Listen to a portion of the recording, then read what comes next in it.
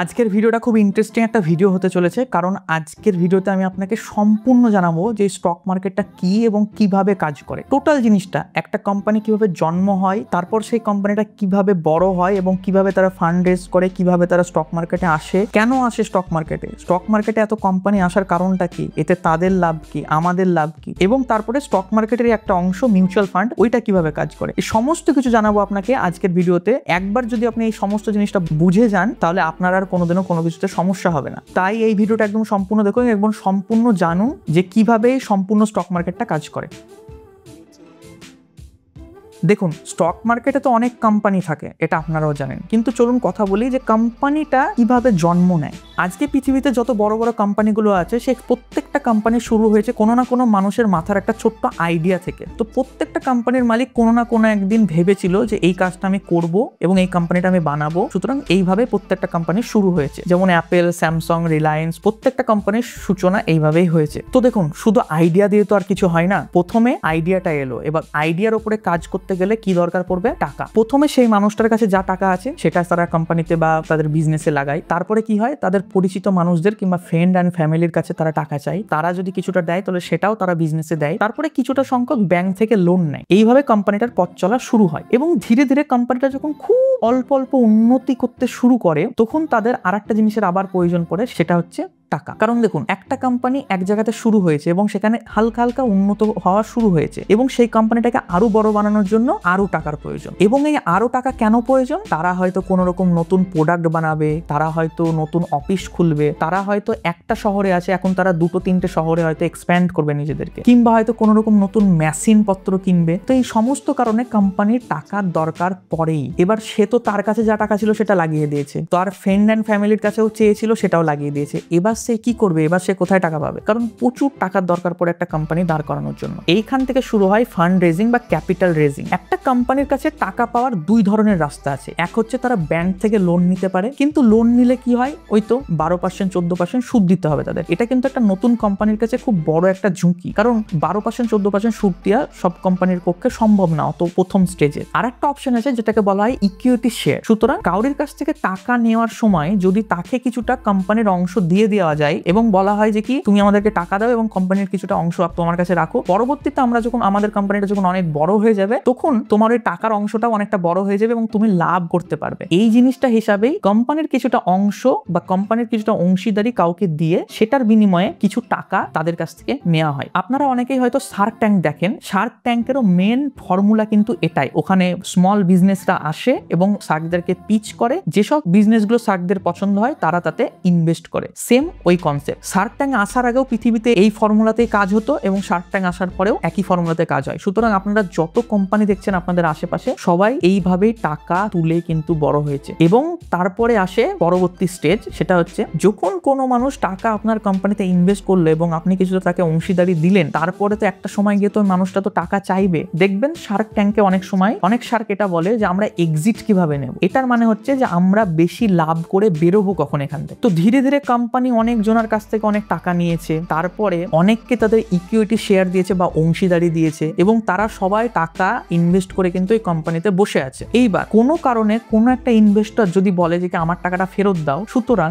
কোম্পানির কাছে কিন্তু এটা খুব কষ্টকর যে কোনো একটা মানুষকে তার কোম্পানি থেকে হঠাৎ করে টাকা ফেরত দিয়ে দেয়। এবং যখন এই সমস্যা শুরু হয়, তখন কোম্পানিটা চিন্তা ভাবনা করে যে এবার আমাদেরকে আইপিও আনতে হবে। আইপিও কথার মানে হচ্ছে ইনিশিয়াল পাবলিক অফারিং। আমি জানি আপনারা সবাই জানেন, স্টক মার্কেটে যখন কোনো কোম্পানি লিস্ট হয়, সেই লিস্ট হওয়ার প্রথম পদ্ধতিটাকে বলা হয় আইপিও। আপনাদের সবার মাথায় আসছে যে আচ্ছা, এই স্টক মার্কেটে লিস্ট হয় কেন কোম্পানিগুলো? ওই যে আমি বললাম, অনেক মানুষ অলরেডি টাকা ইনভেস্ট করে বসে আছে, তারা বেরোতে চাইছে, কিংবা কোম্পানি চাইছে যে আমরা প্রচুর পরিমাণে টাকা রেজ করবো, আরো সাধারণ মানুষের কাছ থেকেও রেজ করবো। এই কারণে আইপিও আনা হয়, যাতে না তাদের কোম্পানিটা স্টক মার্কেটে লিস্ট হয়ে যায় এবং সাধারণ মানুষ, যেমন আমাদের মতন মানুষও যেন ইনভেস্ট করতে পারে, মানে কিনতে পারে সেই কোম্পানিটা স্টক এবং বেচতে পারে। এই কারণে কি হয়, প্রচুর সাধারণ মানুষের টাকা এই কোম্পানি স্টকে চলে যায় এবং সেই সেই কোম্পানিটা একটু বড় হয়ে যায় এবং প্রচুর পরিমাণে টাকা পেলে সেই কোম্পানিটার জন্য ভালো হয়। এবং ঠিক এই কারণে কোম্পানিরা স্টক মার্কেটে আসে। এটা কোনো বাধ্যতামূলক না যে সব কোম্পানিকে স্টক মার্কেটে আসতে হবে, কিন্তু যদি কেউ চায় তাহলে আসতে পারে। তো যখন তারা নিজেদের কোম্পানিকে স্টক মার্কেটে লিস্ট করে ফেলে তখন সেই কোম্পানিটা হয়ে যায় পাবলিক কোম্পানি। এতদিন ছিল প্রাইভেট কোম্পানি, মানে তারা নিজের মতন কাজ করতো, কিন্তু স্টক মার্কেটে লিস্ট হওয়ার জন্য তাদেরকে কিন্তু পাবলিক কোম্পানি হতে হবে। পাবলিক কথার মানে ওটাই যে সাধারণ মানুষও যেন ওখানে কেনা বেচা করতে পারে।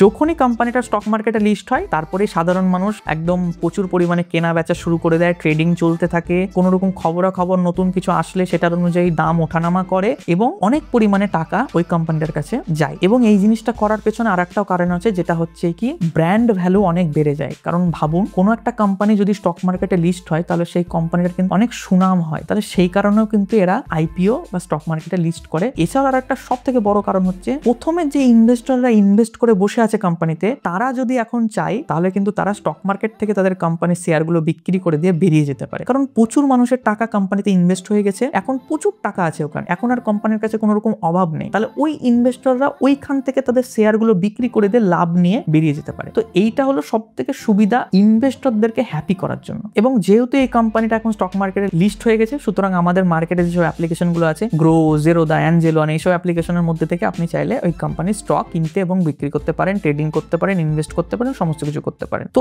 এইভাবে একটা কোম্পানি জন্ম হয়, এইভাবে বড় হয়, এইভাবে তারা ফান্ড রেজিং করে এবং এই কারণে তারা স্টক মার্কেটে আসে। কিন্তু এইভাবে তো প্রচুর কোম্পানি লিস্ট হয় স্টক মার্কেটে, 3000, 4000, 5000 কোম্পানি লিস্ট হয় স্টক মার্কেটে। কি করে বুঝবেন যে কোন কোম্পানিটা বেশি বড়, কোন কোম্পানিটা ভালো, কোন কোম্পানিটা ভালো না? তো এই কারণে একটা লিস্ট সাজানো হয়, যে লিস্টে সর্বপ্রথম বা সবার ওপরে থাকে সেই কোম্পানিটা যার মার্কেট ক্যাপিটালাইজেশন সব থেকে বেশি, এবং সর্বশেষ মানে সব থেকে নিচে সেই কোম্পানিটা থাকে যার মার্কেট ক্যাপিটালাইজেশন সব থেকে কম। সুতরাং এইভাবে টাকার অঙ্কে এই কোম্পানিগুলোকে সব থেকে বড় থেকে ছোট আকারে সাজানো হয়। তো এবার একটা কথা ভাবুন, আমাদের দেশের কোম্পানিরা কেমন কাজকর্ম করছে, কেমন উন্নতি করছে, এই সমস্ত জিনিস বোঝার জন্য স্টক এক্সচেঞ্জরা একটা ইন্ডেক্স বানিয়েছে যেটাকে বলা হয় নিফটি 50। নিফটি 50 কথার মানে হচ্ছে, যে আপনাকে আমি লিস্টের কথাটা বললাম না, সব থেকে উপরে থাকবে সব থেকে বড় কোম্পানিটা, সব থেকে নিচে থাকবে সব থেকে ছোট কোম্পানিটা, এই লিস্ট অনুযায়ী একদম উপরে থাকা 50টা কোম্পানিকে একসাথে ধরে একটা ইন্ডেক্স বানানো হয়েছে যাকে বলা হয় নিফটি 50। নিফটি 50টা হচ্ছে একটা ইন্ডেক্স। ইন্ডেক্স মানে কি? কোনো কিছু একটা অনুপাত করার একটা উপায়, যার কারণে আমরা খুব সহজে বুঝতে পারি যে আমাদের দেশের একদম সর্বপ্রথমে থাকা 50টা কোম্পানি কেমন পারফর্ম করছে। আপনাকে যদি আমাদের দেশের অবস্থা বুঝতে হয়, আপনি জাস্ট ওই নিফটি 50টা দেখবেন, একদম সর্বপ্রথমে থাকা 50টা কোম্পানি কেমন পারফর্ম করছে, তাহলে আপনি বুঝতে পারবেন যে হ্যাঁ, আসলে মার্কেটে কি চলছে। এই কারণে এই রকমের অনেক ধরনের ইন্ডেক্স সেট করা হয়েছে, Nifty 50, Nifty next 50, Nifty mid cap 150, এই ধরনের অনেক জিনিস সেট করা আছে, যাতে না খুব অল্প সময়ে ওই ইন্ডেক্সটা চেক করলেই বোঝা যায় যে মার্কেটের অবস্থাটা কি। এইবার আসি মিউচুয়াল ফান্ডের ব্যাপারে। যেইভাবে আমি আপনাকে বললাম একটা কোম্পানি কিভাবে জন্ম নেয়, সেটা কিভাবে বড় হয়, সেটা কিভাবে স্টক মার্কেটে লিস্ট হয়, একটা কথা ভাবুন তো, প্রচুর কোম্পানি কিন্তু ডুবেও যায়। এইবার আপনি যদি কোনো একটা কোম্পানির উপরে বিশ্বাস করে আপনার জীবনের টাকা ইনভেস্ট করলেন এবং সেই কোম্পানিটা যদি ডুবে গেল, তাহলে তো আপনার প্রচুর বড় লস হয়ে গেল, তাই না? এরকম কিন্তু হয়েছে। যেমন 2015-16 এইসব সময়গুলোতে একটা কোম্পানি ছিল যার নাম ছিল ভিআই। সেই কোম্পানিটা কিন্তু অনেক বড় একটা কোম্পানি ছিল। আজকের সময় দাঁড়িয়ে যদি দেখেন, এই কোম্পানিটা প্রচন্ড পরিমাণে লসে চলছে, প্রায় বন্ধ হয়ে যাবে এরকম অবস্থা। তো একটু ভাবুন তো, একটা সময় আপনি ভাবছিলেন এই কোম্পানিটা দেশের সব থেকে বড় একটা কোম্পানি, কিন্তু আপনার টাকা যদি ওতে ইনভেস্ট করে থাকতেন, আজকে গিয়ে সেই কোম্পানিটার প্রায় অস্তিত্ব নেই। আমি এই জন্যই আপনাদেরকে বারণ করি যে কখনো সিঙ্গেল কোম্পানিতে না জেনে স্টক কিনবেন না, কারণ আজকে যে কোম্পানিটা ভালো করছে, কালকে গিয়ে হয়তো ওই কোম্পানিটা খারাপ করতেই পারে। সিঙ্গেল স্টক কিনা কিন্তু সবসময় রিস্কি, খুব বেশি রিস্কি। আপনি যতই ভাবুন না কেন দেশের এটা বড় কোম্পানি, আমি কিনবো, কিনতে পারেন চাইলে, হয়তো বা কিছু হবে না, বাট যদি হয়ে যায় তাহলে কিন্তু আপনার লস হয়ে যেতে পারে। এই জন্য সিঙ্গেল স্টক গুলো না কিনে আমাদের মার্কেটে আর একটা ভালো অপশন আছে যাকে বলা হয় মিউচুয়াল ফান্ড। মিউচুয়াল ফান্ডের রিস্ক খুবই কম। কেন সেটা একটু বুঝুন। আমাদের দেশে যে অনেক কোম্পানি আছে, একদম 3000, 4000, 5000 যত কোম্পানি আছে, সমস্ত কোম্পানিকে একটা লিস্ট আকারে সাজানো হয়। একদম ওপরের 50টা কোম্পানিকে বলা হয় নিফটি 50, তারপরের 50টা কোম্পানিকে মানে 51 থেকে 100 পর্যন্ত কোম্পানিকে বলা হয় নিফটি নেক্সট 50, 101 থেকে 250 পর্যন্ত যে 150টা কোম্পানি আছে তাকে বলা হয়